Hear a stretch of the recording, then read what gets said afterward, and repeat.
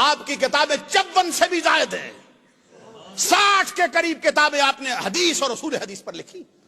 بخاری پہ آپ کا حاشیہ موجود ہے، مسلم پہ آپ کا حاشیہ ہے، ترمذی پہ آپ کا حاشیہ ہے، نسائی پہ آپ کا حاشیہ موجود ہے، اور ابن ماجہ پہ آپ کا حاشیہ موجود ہے، اور مسند امام احمد بن حنبل پر حاشیہ موجود ہے، مسند امام اعظم پر حاشیہ موجود ہے، دلائل النبوت امام بہقی پر ہے، دلائل النبوت امام ابو نعیم پر ہے، ارے موطا امام محمد پر ہے، موطا امام مالک پر آپ کا حاشیہ ہے۔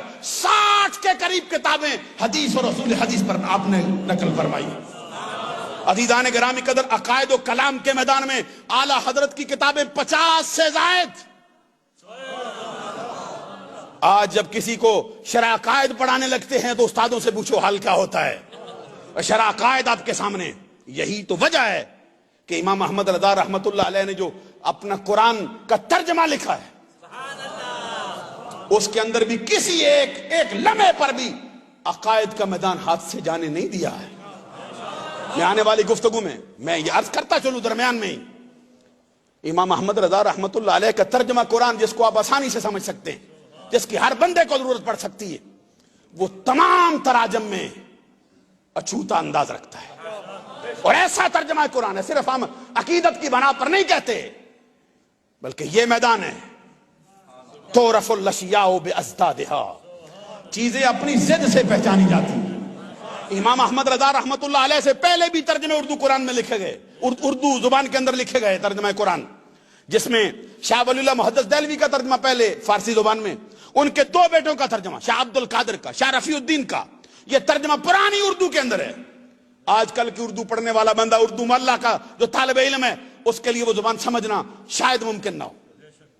اس کے بعد ترجمے پھر لکھے گئے، سید احمد کا ترجمہ ہے، یہ محمود الحسن دیوبندی کا ترجمہ ہے، مولانا اشرف علی تھانوی حکیم الامت دیوبند کا ترجمہ ہے، عبد الماجد دریابندی جو بڑا اردو کا ادیب، عریب اور رائٹر مانا جاتا ہے، اس کا ترجمہ ہے، مرزا صاحب کا ترجمہ ہے، ڈپٹی نذیر کا ترجمہ ہے، فتح محمد جلندری کا ترجمہ ہے۔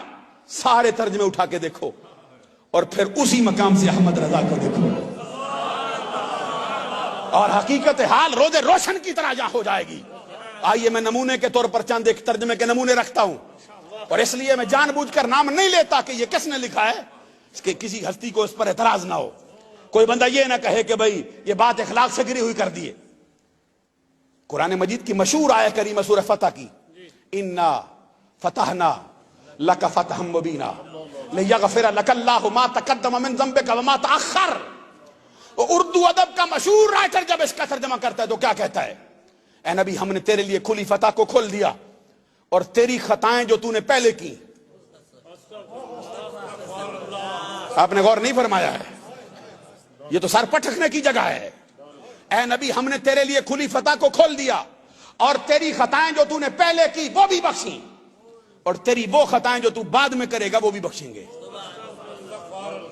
بھئی نبی خطا کار ہے، اور صرف یہ نہیں کہ ماضی میں خطائیں کی ہیں، قرآن اترنے کے بعد بھی خطا ہونا ممکن رہ گیا ہے، معاذ اللہ ثم معاذ۔ اور جب کہا کہ چلو ان کو چھوڑو کسی اور سے پوچھ لیتے ہیں، ادھر سے آواز آتی، کہتے ہیں اے نبی، ہم نے تیرے لیے کھولا، اور تیرے گناہ جو تو نے پہلے کیے وہ بھی بخشے، اور تیرے وہ گناہ جو تو بعد میں کرے گا وہ بھی بخشے۔